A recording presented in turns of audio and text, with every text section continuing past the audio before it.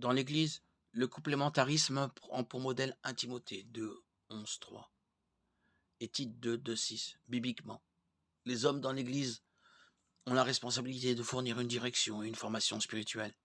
Les femmes doivent exercer leurs dons spirituels de toutes les manières autorisées par l'Écriture. La seule interdiction étant d'enseigner et de dominer sur l'homme. 1 Timothée 2, 12. Lorsque les hommes et les femmes remplissent les rôles que Dieu leur a donnés au sein d'une Église, le Christ est honoré. En fait, l'Église elle-même devient ce qu'elle a été conçue pour être, une image vivante du corps du Christ. 1 Corinthiens 12, 12, 27. Le point de vue opposé est l'égalitarisme, qui enseigne que en Christ, il n'y a plus de distinction entre les sexes.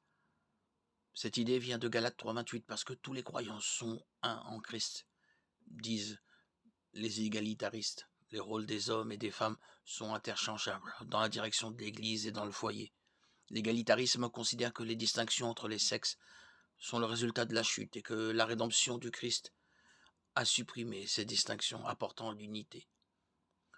Le complémentarisme considère que les distinctions entre les sexes sont le résultat de la création et que la rédemption du Christ est un retour à ces distinctions, évitant ainsi la confusion.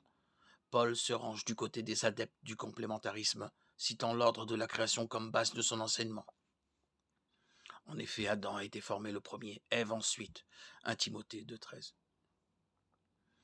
Une différence de rôle n'équivaut pas à une différence de qualité, d'importance ou de valeur. Les hommes et les femmes ont la même valeur aux yeux de Dieu et dans son plan.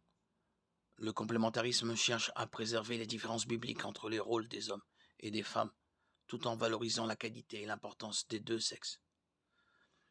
Le résultat du vrai complémentarisme est l'honneur du Christ et l'harmonie dans l'Église et dans le foyer.